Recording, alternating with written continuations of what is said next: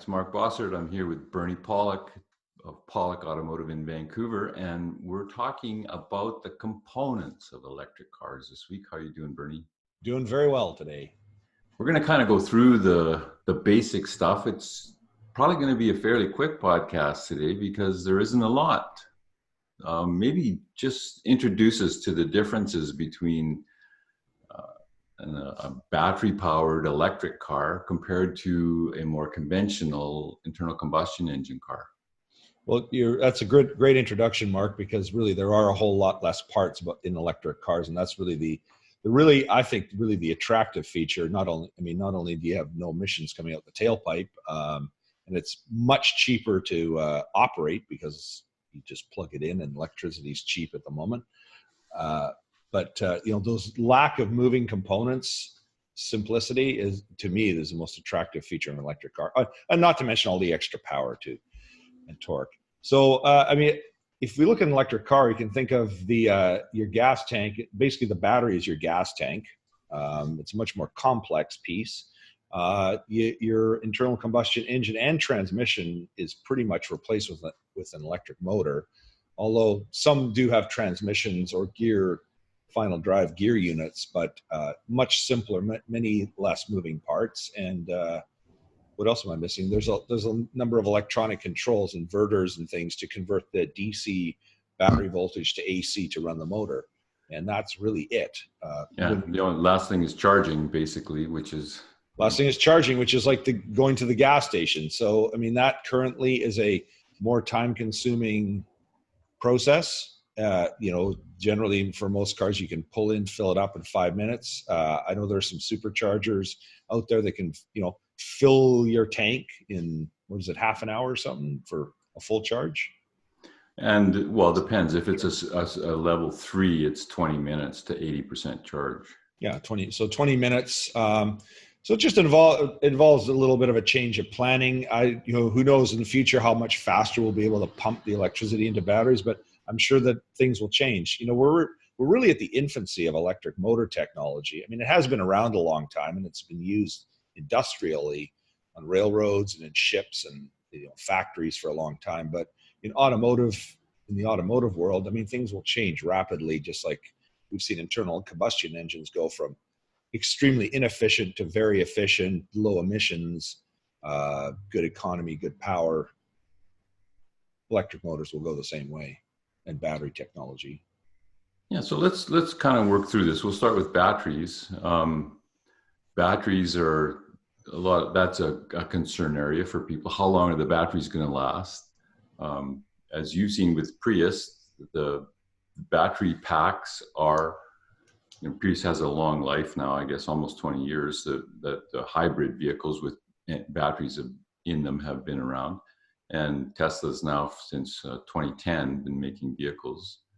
So we have a bit of a real world experience with batteries, and they last the life of the car. Is that fair thing? I think it's pretty fair to say.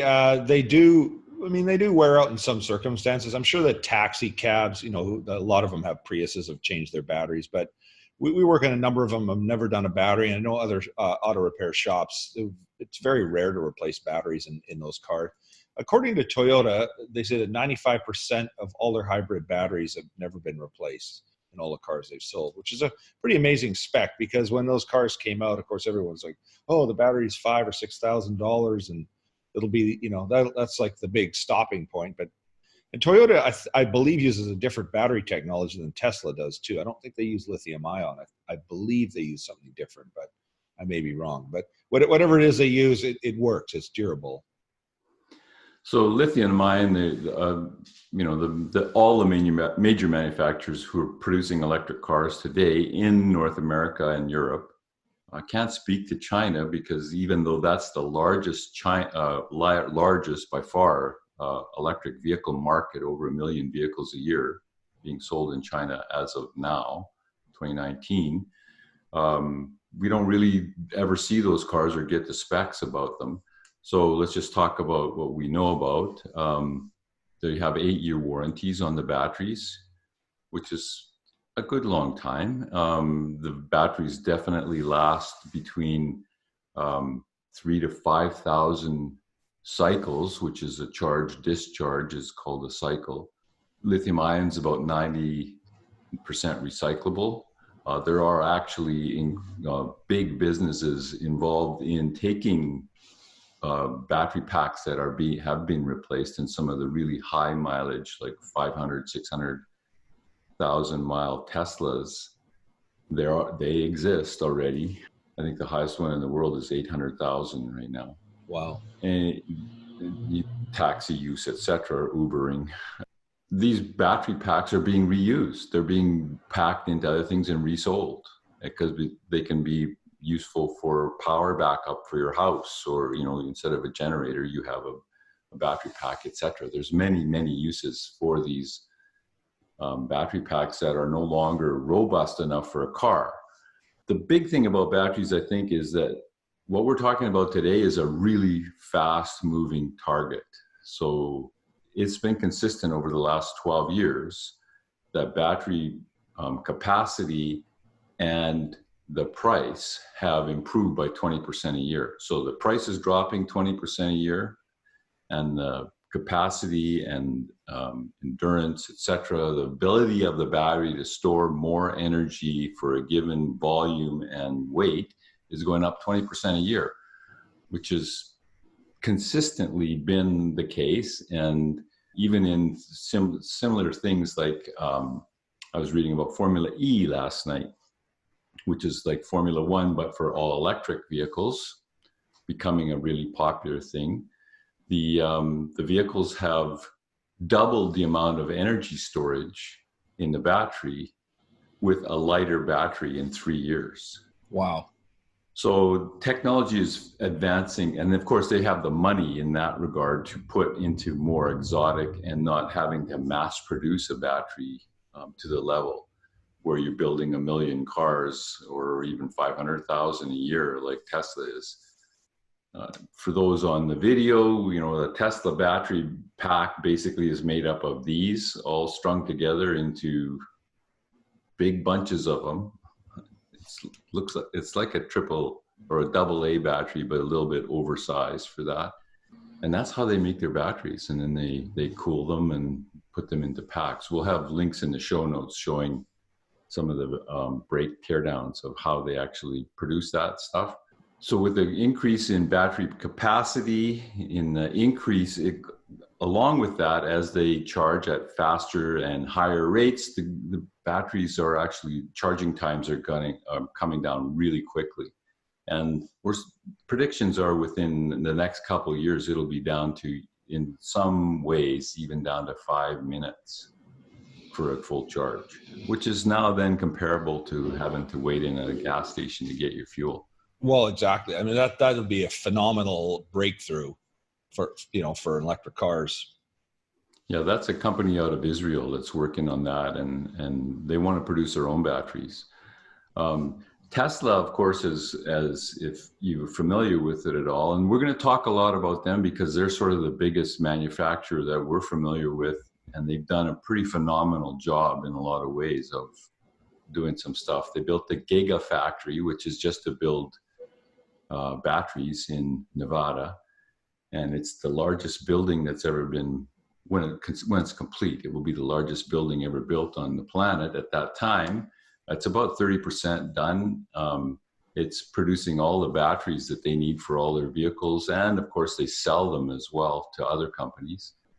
But that's not the only one. Their second Gigafactory is complete in Buffalo, New York, and is producing batteries. And the third one in Shanghai, China, is complete, or at least complete enough that they're hiring people as of the start of August this year. So their plan eventually is to have, I don't know, I think it was in the teens, somewhere in there, 15 to 19 of these gigafactories around the world. Wow. And I read a thing where the study was that to completely electrify the earth, we need 100 gigafactories. And with the amount of money that's starting to go into electrification of everything, that's not all that far away in reality. What are the downsides of batteries? Batteries work best when they're in kind of a constant power production mode. What really causes them to wear out is acceleration, where there's a lot of power drawn out of the battery, and recharging, trying to pump the power back into the battery. That's what really wears a battery out. So slow charging is actually better for the battery than like an overnight slower charge would actually enhance the life of your battery, would it? I think it gets complicated. I think there's benefits to both. Mm-hmm. It's, I'm not totally familiar. I remember some of this physics from back in my school days 20 years ago, but some of it has, they're very different how they're charging things, and there's benefits to both ways. Yeah. And I know some batteries, not thinking about automotive, but in other applications, some batteries can handle being pumped a lot of power immediately, and others need a longer charge cycle. Yeah, like a deep cycle battery that you use for your typical solar installation from the past. Yeah, it works better with a slow recharge. But the key, I think you're saying, is the technology is changing rapidly, and of course the biggest breakthrough will be quick charging. Being able to put a lot of capacity and essentially filling your tank in 5 minutes will make a big difference. Well, I think we'll become very used to that very quickly. Yeah. Quite honestly, by 2025, it won't be an issue anymore, is my prediction, mm-hmm. as just a lay person who's reading about this and fascinated by it all. Yeah. And with a little bit of electronics knowledge, it's amazing. But the wild card in all of that is how much material technology. We don't understand yet completely how fast things are changing in how we understand materials, what materials to use. As we use advanced artificial intelligence, like compute power, to be able to research this stuff in ways that are millions of times faster than human beings could ever do it by themselves. Materials and the science behind this stuff is improving incredibly rapidly. So batteries themselves are going to become lighter, more powerful, store more power, and be easier to charge really fast, and be able to be mass produced as well. So that's what's coming. What about motors and controllers? What's going on there? Motors, well, the technology keeps advancing in that area. And I guess, as you said, in Tesla, I think Tesla's technology is probably up there, as the best there is right now. But there's a lot of certainly mass produced. Mass produced for sure. But every other manufacturer is working with electric motors. How many of them are doing their own thing, or whether they're just copying Tesla's technology? It's hard to say. But I've noticed, like in the automotive industry, rapid changes in terms of reliability. It used to be that alternators, the device to charge your battery, which is really more of an accessory on an internal combustion engine, they weren't very reliable for a long time. They've got more and more reliable. Even in the last 20 years, alternators we don't replace them that often. They tend to last an awful long time. And so, that technology is just way more advanced in a drive motor. But and they're a lot smaller and lighter. A lot smaller, lighter. I think starter motors too. Well, so a starter motor is a DC motor, really not so much a fair comparison with an electric vehicle drive motor. But again, the technology. Starter motors used to be a foot long and weigh 30 pounds, and now some of them weigh like 5 pounds. A lot of them 5 pounds, and they're like 4 inches long, and they start the car faster and more efficiently. So material technology just keeps advancing and advancing, and the same with electric motors. I think the interesting thing with manufacturing, and you just said, like with artificial intelligence and computer, can't think of the word, but power. Computing power, designing and researching, we're just advancing the speed of how we do things. It keeps getting, if you look at a 1960s car compared to a 2019 car, you'd almost wouldn't recognize the difference between the two, other than they have 4 wheels, and essentially a lot of things are the same. But when we put this technology to electric, and if there's millions and millions of cars being sold every year that are electric, mean, the technology is going to advance very quickly.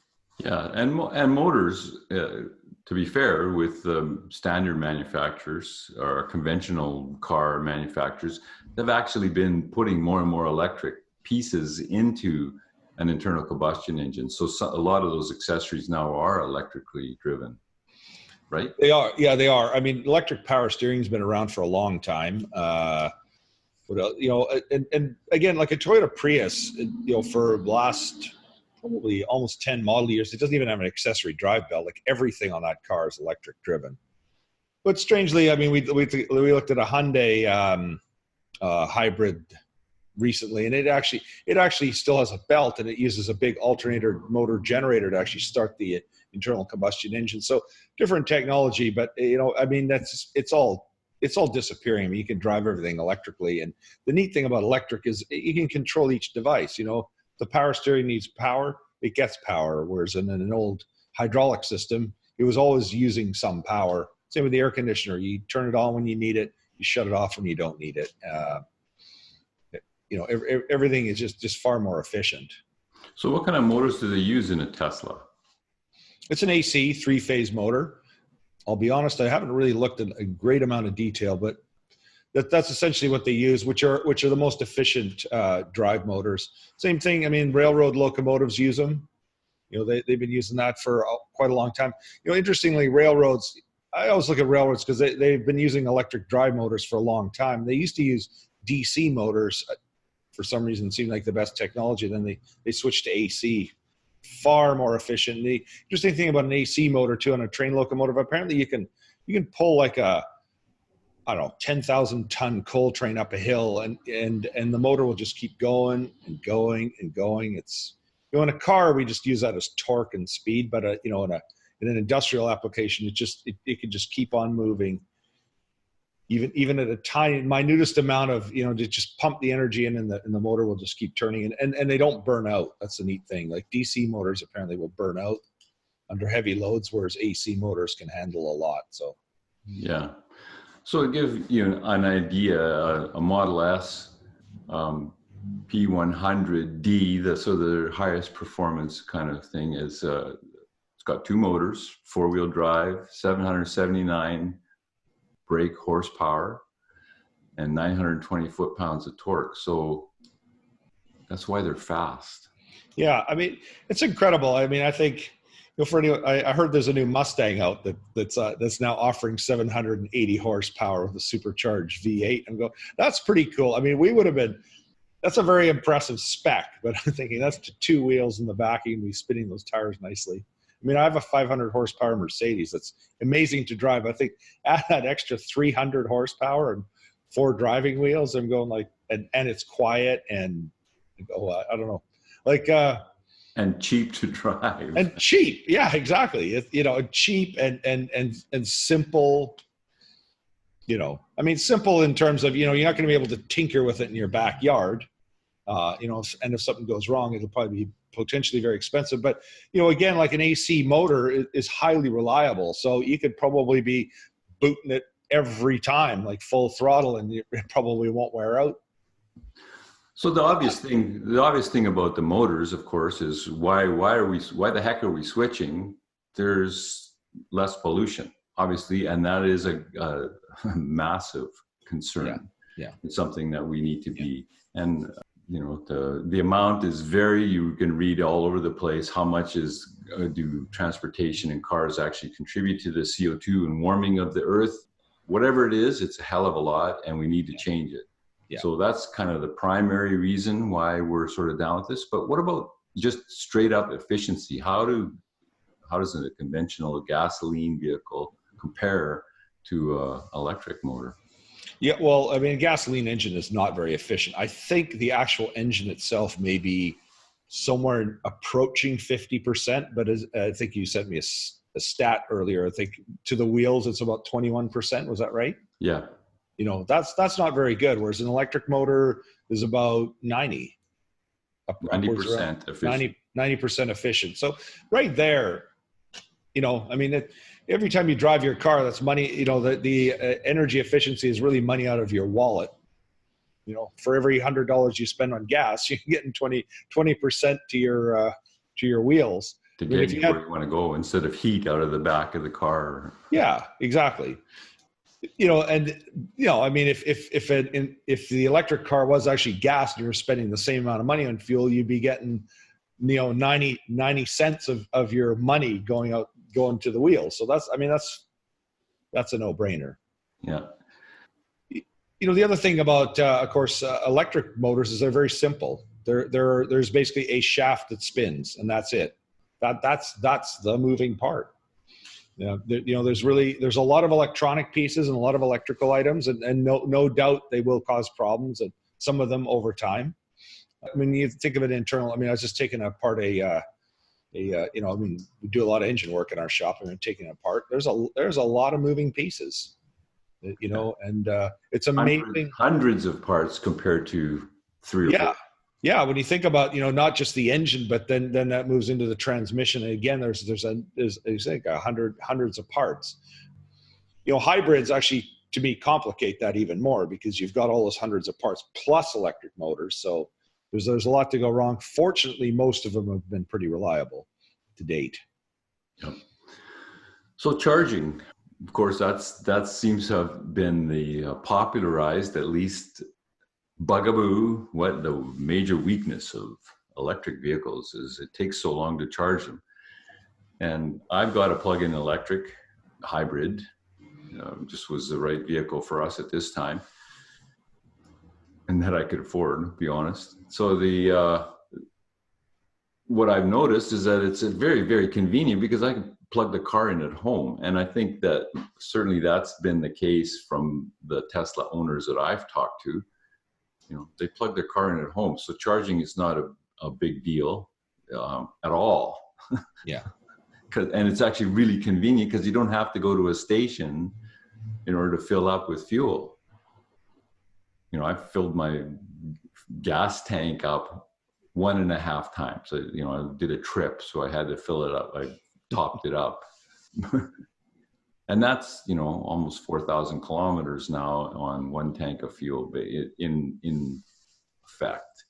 And so it could easily be not very many fill-ups for the year, maybe 8 fill-ups for the year. And for the gas, the electric, it's getting filled up almost every night. So, it's a small battery on this vehicle. With a larger battery, you're going to be able to fill it up, but you're going to have a more advanced home charging station that can run probably at 208 volts or 220 or whatever in order to, have a overnight charging. But that becomes very simple way to always have your vehicle full for your commute to work. Yeah.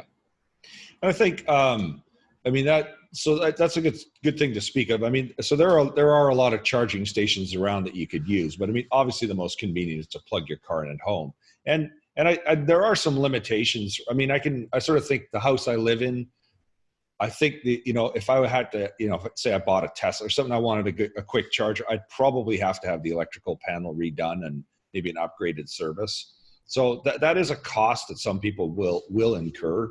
Yeah. And I also have a client who, several years ago said, my next car I want to buy is an electric. So we see her once a year, a couple of times a year. And she brought her old car and I said, oh, how come you still got your car? I thought you were buying an electric car. She goes, well, we can't have it in our building. She lives in an older townhouse complex. And it's not practical at this point in time. They can't essentially use electric charging in their place, but that's going to change. As electric cars become more and more accepted, stratas will get together and go, okay, we need to upgrade our electrical system here, so we can put that in. Yeah. And I mean, any new builds are all, every new house built all has, at least around where we live. And I would imagine a lot of all around North America and even probably around the world is, you need to at least have a rough-in ability. Your electrical service has to be able to be capable of a fast charging station. Yeah, absolutely. I think it's mandated by the latest building codes. Building codes. Yeah. Yeah, and there's probably some areas where they're going, F that, we're not going to do this electric car rubbish, but that won't last very much longer. Well, people will vote with their pocketbooks. I think Yeah, we've talked about this in the past. I think yeah, that the bottom line is when it's cheaper for you to get from point A to B using an electric autonomous car, that's what you're gonna buy. yeah, that's right. Exactly. Yeah. It's exactly right. It'll be a dollar thing, and I think sometimes maybe it's beyond what we want to talk about here. But when is the right time to switch to an electric? Because I sometimes think, well, I mean, it intrigues me, and I'm going, I don't know if the right one's out there. I love Teslas, but they're a lot of money. That's not a car. I would never spend that kind of money on any car. But for a lot of people, they have that kind of money to do that, or they're willing to pay the price. But I go, it's still not there. And I'm kind of a used car kind of guy. So if I keep going on that trajectory, I'm going to have to wait a while before the values tend to drop. And who knows with electric cars? I mean, how they say a lot of them do tend to drop quite fast in value because the technology changes. It's kind of like old computers. Yeah, or old phones. Yeah, old phones. That's right. Like who wants to who wants to spend, money on an old car when you can get something newer that's got better features. But you know what, like if you get a Nissan Leaf for $10,000, that's got, I don't know, 100,000, 150,000 kilometers. I mean, that vehicle could have oodles of life left in it if you can handle the idea of I have to charge it every day, because it hasn't quite got the range that a new one does. Right. But they'll find their place and value in the market. So charging stations, we're not going to talk a ton about that because it's an incredibly fast moving target. There's charging stations going up every single day across North America and Europe. Supercharger stations are all over the place. There's massive ones. There's one they just finished in Las Vegas that has 30 places basically to charge vehicles, et cetera, et cetera. In the show notes, there'll be links to maps that will show you the latest charging profile across the entire North America. There's companies that are basically tracking this, so you'll know, even to the point of knowing whether it's busy or not at that charging station, which is pretty awesome. Yeah. For the near future, we'll just quickly talk about what's going on. I've already mentioned advanced materials. That's going to really change things quickly. Much more energy density. If we want to talk about materials a little bit, graphene is being used a lot. Graphene is an incredible material. Basically has a very perfect crystalline structure. It can be manufactured really easily as one molecule thickness and it's actually invisible at that point or clear. I'm just in awe. I go, how do we make that stuff?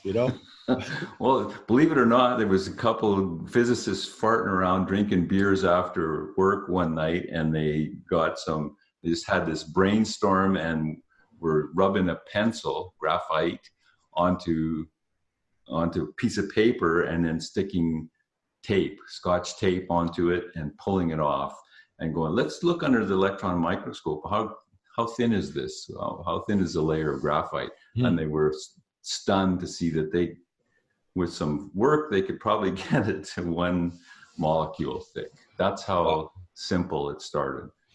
Graphene, of course, is amazing material because now they're finding as they start to play with it in layers that if they actually twist the layers slightly, they can make a perfect insulator. And if they twist it a little bit more, it becomes superconducting.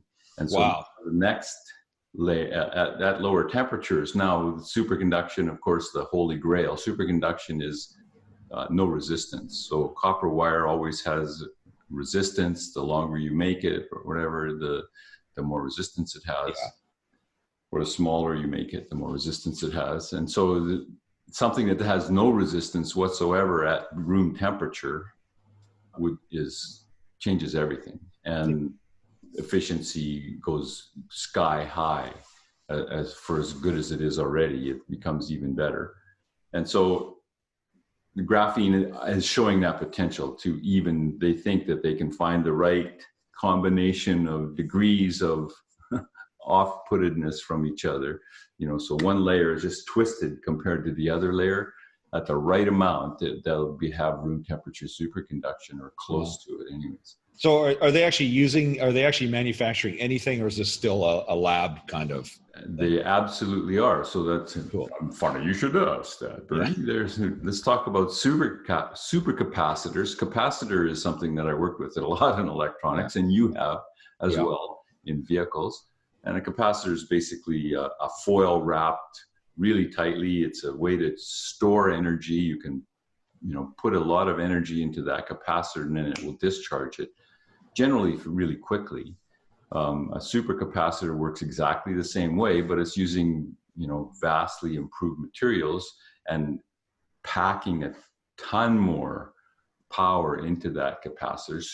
Supercaps work really well for generating a lot of energy quickly, like releasing it, but they can also store a lot of energy, and they have a super wide operating range, -40 to +70 centigrade as of today, and then millions of cycles of they basically last a really long time, a lot longer than a battery, factor of at least 100 times longer than batteries in many cases. So what's happening in China's done a lot of advanced research on this. Because they have so much, they're electrifying everything. Their locomotives, their buses, their trams, all this stuff is being electrified, and what they're using is a lot of supercapacitors because they work great to take something from standstill to moving, so that first acceleration pulse, and then they'll switch to battery power to keep the steady state, movement of a bus or a train on its way. And that's where batteries are really good. So the combination of the two is probably the perfect world, but also regenerative braking causes, that pumping where you put the brakes on and it's running the motors backwards to pump energy back into the battery. The way a Tesla works, or even how my Honda works, that's hard on the battery. That wears the battery out, that energy charge back into the battery. And so if that energy charge was putting back into a supercapacitor, you almost have free driving for that stop-start procedure that we all go through with conventional driving. And way, as fast as it is now, with under 2 second to 60 mile an hour electric cars, it's going to get even faster in the next short period of time. Tesla's doing a lot of work on this. They just spent hundreds of millions of dollars to buy a company that are one of the world leaders in it. Sounds like we're going to need G suits just to drive our cars. Yeah. They'll be so fast, we'll get there before we left. Yeah, that's right. That's is that the end goal? That's the end goal, of course. We'll be able to drive right to Mars, basically. Yeah. So there we go. That's the components of electric cars in a very, very thin and quick version. Hopefully that wasn't too boring. Like I said, we're in our show notes. We'll have lots of details about some of the supercapacitor information if you want to read up a little bit more about that. Again, very fast moving and changing.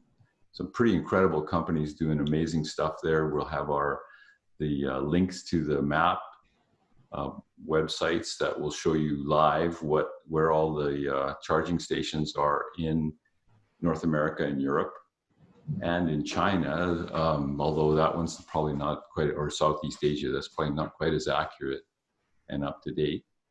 They don't share as much. Come on, China, start sharing a little bit. Yeah. Well, you could always Google it too, and you'll find everything you want to know on location of charging stations on Google. It'll all be there. Absolutely. Yeah. So thank you for listening. We appreciate it, and thank you, Bernie. Thanks, Mark, and thanks for listening.